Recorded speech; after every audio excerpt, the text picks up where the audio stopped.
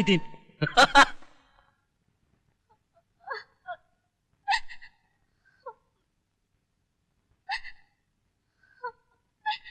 ಯಾಕೆ ಹೇಳ್ತೀಯಾ? ಇನ್ಯಾಕೆ ಕಳ್ತಾಳೆ? ಡಿಗ್ರಿ ಮುಗಿದ್ಮೇಲೆ ಒಬ್ಬ ಡಿಸಿಗೋ ಇಲ್ಲ ಎಸಿಗೋ ಕೊಟ್ಟು ಮದುವೆ ಮಾಡಿ ಸುಪ್ಪತ್ತಿಗೆ ಮೇಲೆ ಮನಗಿಸ್ತೀನಿ ಅಂತ ಹೇಳ್ತಿದ್ ನೀನು ಈಗ ಒಂದಲ್ಲ ಒಂದು ದಿನ ಜನರಲ್ ಹಾಸ್ಟೆಲ್ ಆಗೋ ಮನೆಗೆ ಕಸ ಹೊಡೆಯೋ ಸೊಸೆ ಮಾಡಕ್ ಹೊಂಟಿದ್ಯಾ ನೋಡು, ಅದು ಕಳ್ತಾವಳೆ. ಏ ದೊಡ್ಡ ಮಡ್ಕೆ, ನೀನ್ ಆ ದೊಡ್ಡ ಮನೆ ಸೊಸೆ ಮಾಡಿ ಉಸಾಬಿ ಕೆಲ್ಸನೆಲ್ಲ ಮಾಡಕ್ ಬಿಟ್ಬಿಟ್ಟೇನೆ ನಾನು.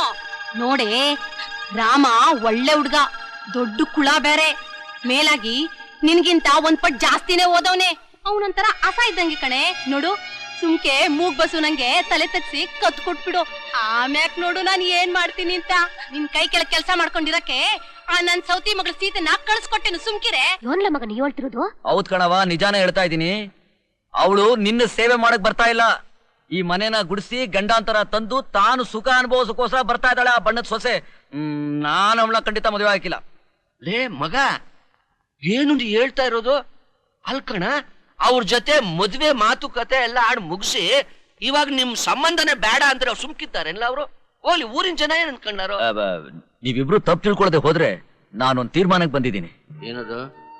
ಯಾರ ಮನಸ್ಗೂ ನೋವು ಕೊಡ್ದ ಹಾಗೆ ಅದೇ ಮನೇಲಿರೋ ಆ ಮಲತಾಯಿ ಮಗಳು ಸೀತನ್ನ ಮದುವೆ ಮಾಡ್ಕೊಡೋಣ ಅಂತ. ಮಲ್ತಾಯಿ ಮಗಳು ಅಂದ್ರೆ ಸೀತವ್ವ ಆ ಕಲ್ಲವನ್ ಸೌತಿ ಮಗಳ? ಹೌದಪ್ಪ. ಏನಪ್ಪ, ನಿನ್ಗಿಷ್ಟ ಬಂದಾಗ ಮಾಡ್ಕೊ. ಏನ್ ಮಾಡದೇನು?